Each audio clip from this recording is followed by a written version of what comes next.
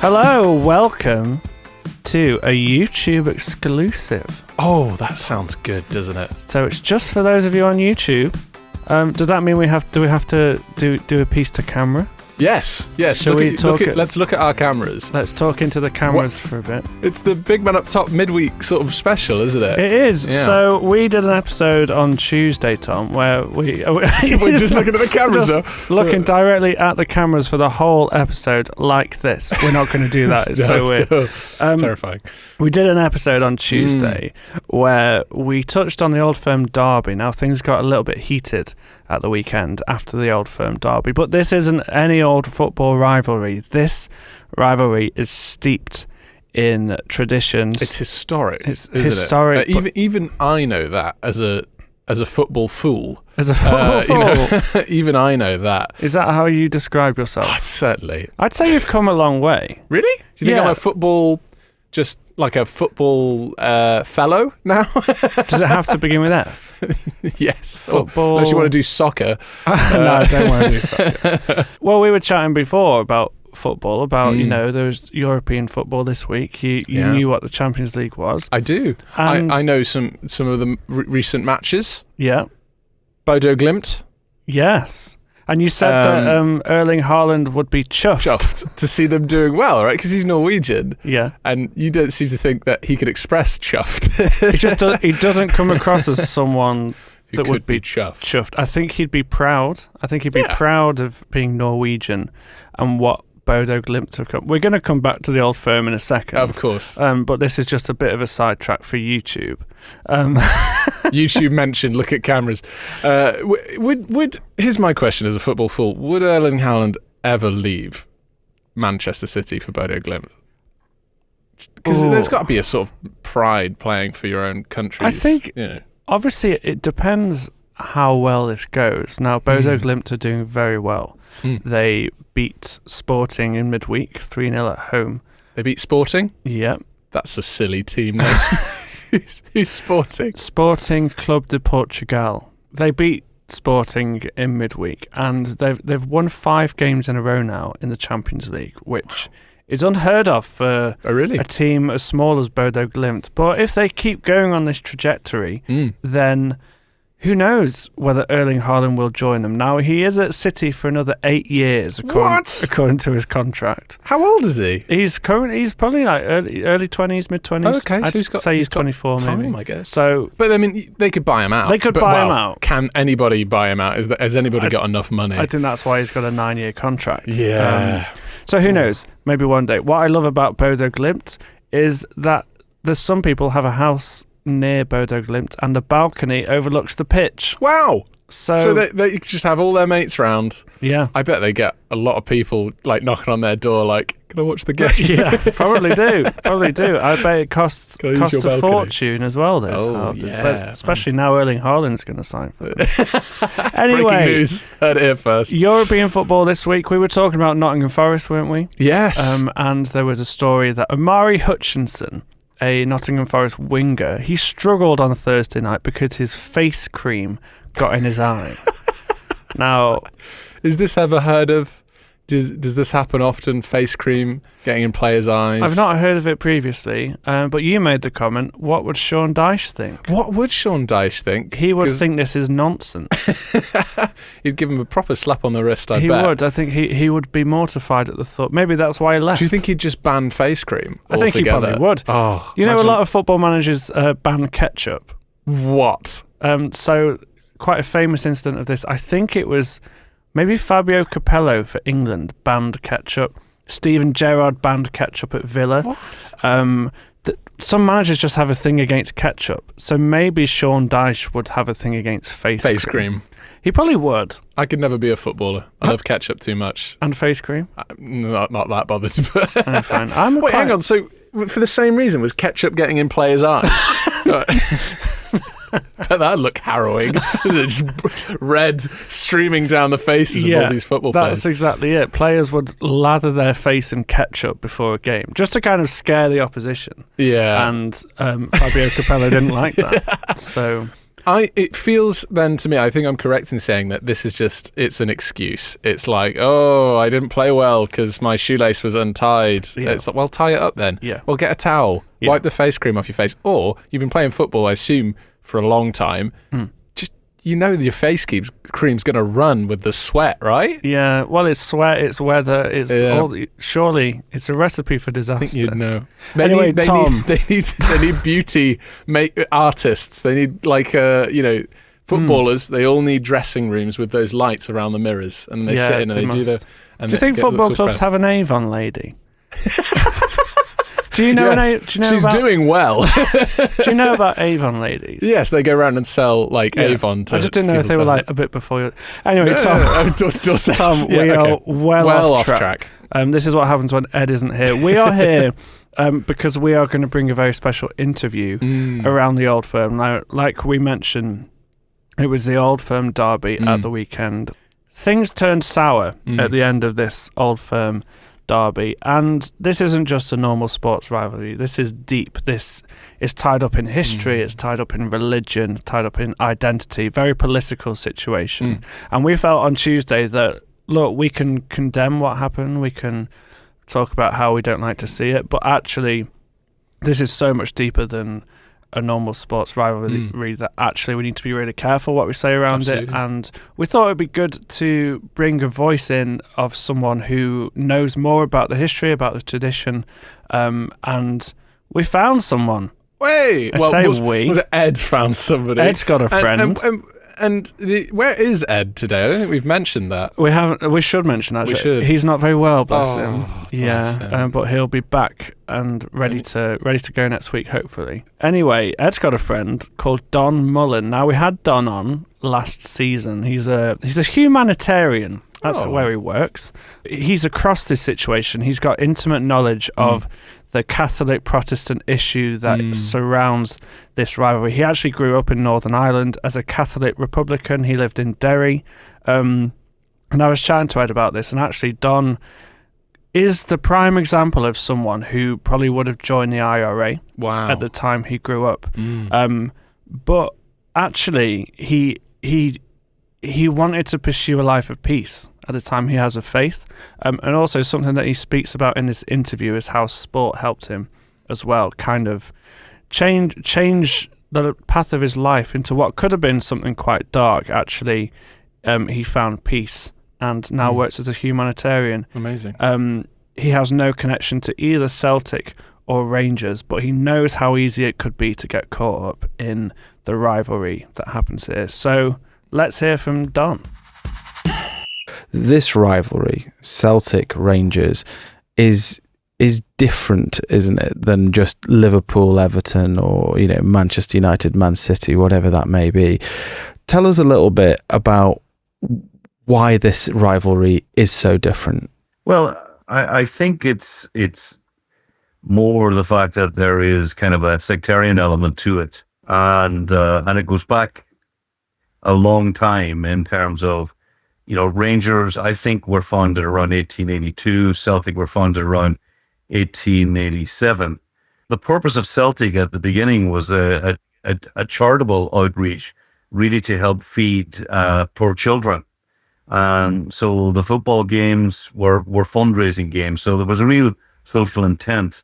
But because you'd so many Irish coming over, particularly in the wake of the Great Famine, into, I think it was Eastern Glasgow, I suppose you had a community with a very strong Irish identity and also a very strong Catholic identity at one end of the city, and then at the other you had then Rangers who were, more obviously aligned to their Scottish identity, the British identity, Protestantism, and so on. So that became, I think, a cocktail that allowed itself to be, at times dangerous. And thankfully, and again, even when you look at the game, at the aftermath of the game, it was a very good game. And it was a minority at the end, and it was Celtic fans who spilled onto the Ibrox Park. And no, I think there was a lot of insensitivity there because, I mean, again, Ibrox is, like a sacred ground to Ranger fans, and then the Ranger fans then on the other side seeing this happen, then they invaded the pitch, and unfortunately, police and groundkeepers and so on were caught in the middle, and someone ended up being injured and so on. But again, I think we have to emphasize that it was a minority, and these clubs have done a lot of very important things together, and I think they can increasingly do things together, particularly the players of both sides, showing that they can actually be friends, can cooperate with each other, and maybe there's room now in the aftermath of this to look at maybe more community involvement involving both of the teams, and maybe youth initiatives and cultural initiatives and so on, because we need to be getting beyond this kind of small-minded kind of racial neo-nationalist kind of a bitterness. And it's one thing the world doesn't need any more of. A lot of the response, I imagine, from some of these people who are ingrained in this identity, aren't they?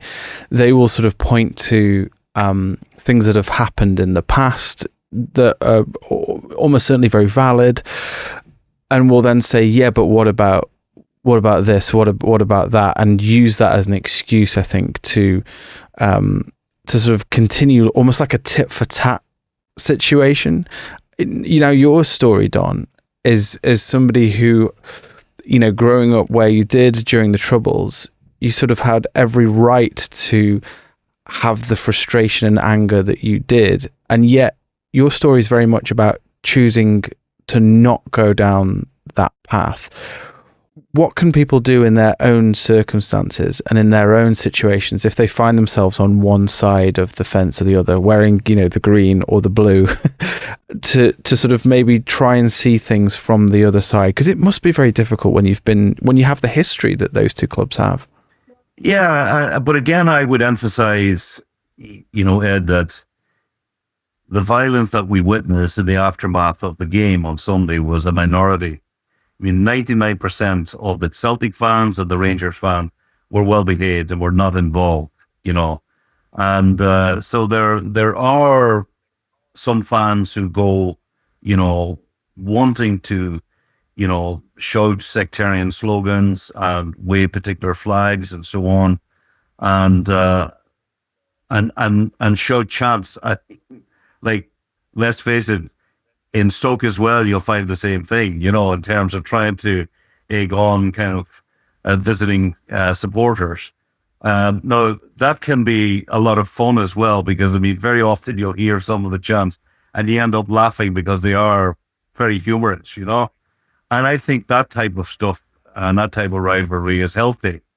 But it's when it becomes more visceral and becomes more kind of rooted in sectarianism and hatred and so on, then there's an issue there. And I think there's a huge responsibility both on the clubs, as well as the Scottish Football Association, as well as the FA, as well as UEFA and FIFA, to try and see how do we dismantle this, And it's not just in terms of Celtic and Rangers. We have it in Ireland as well. We have a divided island, where you would have Northern Ireland. And I was born in Northern Ireland, but I identify more with the team of the Republic of Ireland, because when I go, I would much prefer to see a more nuanced kind of approach to the team that reflects almost now like a nearly 50-50 kind of Catholic Protestant divide in Northern Ireland, But when Northern Ireland and the Republic come together, you'll find, some of that rivalry that you also see in the Celtic Rangers game kind of rearing its head. And it's very sad to see. I always find when Northern Ireland and the Republic of Ireland are playing, I feel it's tragic, actually, just how the island is divided, and George Best, who played for Northern Ireland, often said he would love to have seen an all-Ireland team, our rugby team. I mean, it's funny that this coming weekend, like, we're praying that England will have a good result against France, because if they can beat France, it's one of the very few times when you have Irish fans roaring for England, And like, there's the fun of sport, like, and how it can bring people together, and that's where it should be. For me, where the line is with all of this, with the rivalry and chanting, is when we begin to dehumanize other people. And it's when we begin to sort of see the supporters of that team as being below us, beneath us, whatever that is. And for me, as a person of faith, there's something in the teachings of Jesus that speaks against that dehumanization. You're also sort of a man of faith. What do you think you've learned over your life about how easy it can be to dehumanize others and how we need to fight against that? No, I think you're absolutely right. And that is the major problem, Ed. Often we will try to diminish people because, like, we've got to try and understand where are people coming from. We've got to be people of dialogue. We've got to be people of forgiveness. We've got to be people who try to reach out. And again, you're absolutely right. Like, when you read, like, the Gospels, particularly the Beatitudes and Matthew 25, we're given very clear criteria in terms of how we will be judged, and we're called upon to be peacemakers, and to, to care for one another and care for the common good. So the idea that people who identify as Catholic and people who identify as Protestant would look down on the other side, I just can't hack it anymore, because, I mean, the Lord's Prayer is Our Father. It's not the Our Father of Protestants or not the Our Father of Catholics. It's actually the Our Father of all humanity, And so we're called upon to recognize the innate dignity of every human being, That's why violence is so horrific, whether it's, carried out by a fan against another fan, a rival fan, or by a nation against another nation. I mean, it's worrying, and it's not where we need to be going, I want to focus on the good and the positive. So what positive things do you think can be done or should be done in order to help prevent seeing scenes like this again in the future? Well, look at my relationship with your grandfather. He was the England goalkeeper. I was a kid from a very strong Republican background, And yet the interesting thing is, like, my community never ever made me feel guilty when I was a child. They loved the fantasy I had in terms of when I went out to play for my street team, like, I was the England goalkeeper, I dressed exactly in the same colours as your grandfather dressed or kitted out when he played for England, the yellow top, the blue shorts, the white socks, and so on, And I think sport can have that potential. I mean, there's the story told about the day the army came in to raid my house, for example, when I was a teenager, and they ran upstairs, and I followed a soldier into my bedroom, and he was surprised when he turned on the light. I think he probably was expecting to see, like, Republican paraphernalia and IRA posters and so on. Instead, he saw the Stoke City 1972 team, and the England 1966 and 1970 teams, and big posters of Gordon Banks. And he was completely shocked. And what was amazing was, at that moment, like, your grandfather, like, became the calming influence. And I remember sitting on the stairs of my home in the Craigan Estate and keeping court with 4 British soldiers in the hallway, and saying to them, look, you need to understand the anger of my community, because if we were the bigger nation doing to you what, we feel you're doing to us, would you not be angry? And they agreed. So it was very interesting how, like, your grandfather and sport allowed us to kind of bridge the gap. So no longer were they seeing me as maybe a a potential Republican terrorist, but they saw me just as a kid, like kids in England and kids in Wales and kids in Scotland, So, so there's that. And also I think that there's more that clubs can do. I think maybe Celtic and Rangers really should, at an administrative level, come together and say, look, there's no room for this, moving forward. It's not good for the club. For both clubs, it's not good for the reputation of soccer.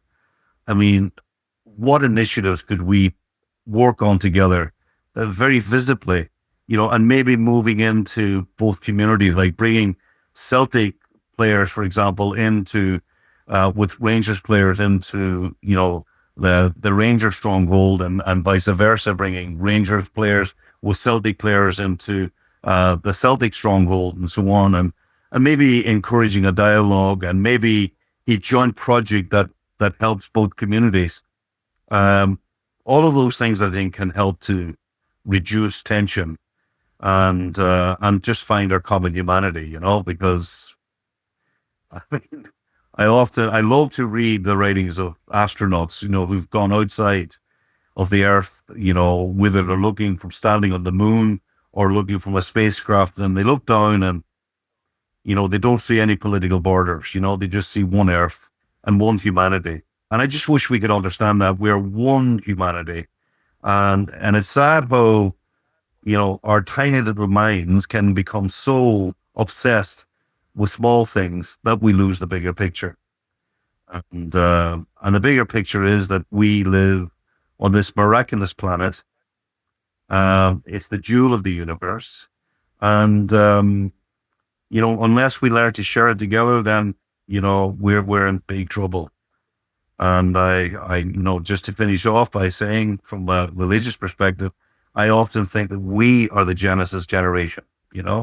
We literally are the ones who have put before us the option. I mean, do we want to live or do we want to die? And if we want to live, then we're going to have to kind of change our ways, and that begins with respect for one another and caring for one another.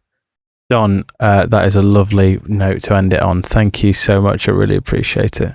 Thank you very much. Thanks. So that was Ed and Don Mullan there. Ed did sound a bit poorly, bless him. He did. We should let it be known that he wasn't sounding well. Poor Ed. We send our prayers his way so that he's back on Monday, because goodness knows we need him. We need him to keep us in line, straight and narrow, and yes, to bring some seriousness to. But yeah, wow, what an interview! It's an incredible story. And I think it's such a testament to Don as well, that he had that kind of intuition to pursue a life of peace where it could very much have not gone that way. I think the takeaway here for me, Tom, is kind of the unique power that sport has to diffuse situations. Obviously this whole conversation is around sport, and Rangers and Celtic, they basically meet like 4 times a year. So this can happen so many times throughout a season. But I love that story of basically Don is obsessed with Ed's granddad. Basic. Isn't it amazing? He had posters of him on his wall. Yeah. He loved that World Cup team.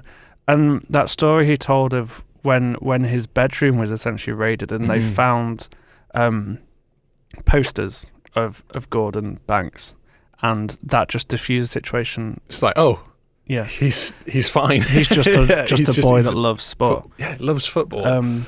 And I mean, that's sort of saved his soul a little bit, hasn't it? Because he had every reason, some would say, to follow, his peers and people around him at the time, and just, be in that world of violence, and sport can be also, a catalyst for violence as well. But he was influenced so well by Ed's granddad, and had such a healthy sporting attitude. It's wonderful to see, and we think Celtic and Rangers could do good, don't we? 100%. This rivalry could turn into something just brilliant.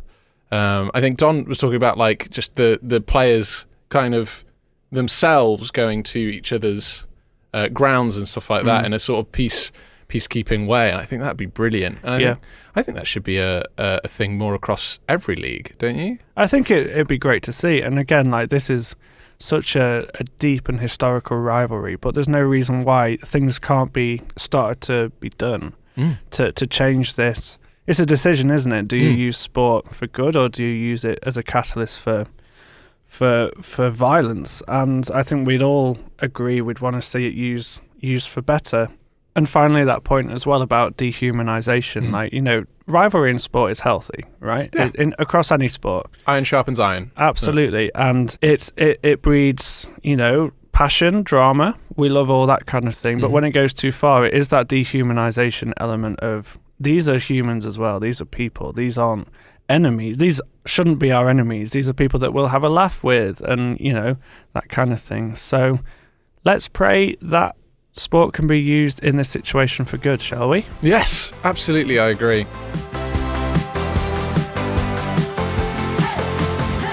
Well, Tom, that was fun. Thank you for joining me. Oh, it's been funny to sit here, isn't it? We need Ed to round the table out. It's unbalanced. There's an empty seat right there. There's a microphone just hanging listlessly in the room, not aimed at anything. But hopefully he will be back on Tuesday. Yes. And we are going to talk on Tuesday, unless something happens that's even more dramatic. We're going to talk about the Tottenham goalkeeper on Tuesday and some of the treatment he's had from his manager on Tuesday in the Champions League. Tottenham's not been doing well in the Champions League, have they? No, they haven't. They lost to an Italian team, right? To a Spanish team. Spanish? Yeah, to Atletico Madrid. And their goalkeeper, quite a young player, got subbed off after 20 minutes. And more than that, he got ignored by his manager as he left the pitch. So we're going to dive deeper into that, yes, I think. Look forward to that, yep. Unless something completely crazy happens over the weekend. What's coming up? What's coming up this weekend? Some Premier League football. Liverpool-Tottenham. Liverpool play Spurs. You should win that, then. They should. Yeah. It's funny doing this on a Friday because we're heading in with the optimism of the weekend rather than the disappointment. The crushing disappointment. The weekend we've just had. So let's be optimistic while we can. Tom, thanks so much for joining us. It's been my pleasure. On the Big Man Up Top podcast. Please get involved. Subscribe to this channel if you don't already. Goodbye, YouTube. Goodbye, YouTube. We'll see you on Tuesday. See you then.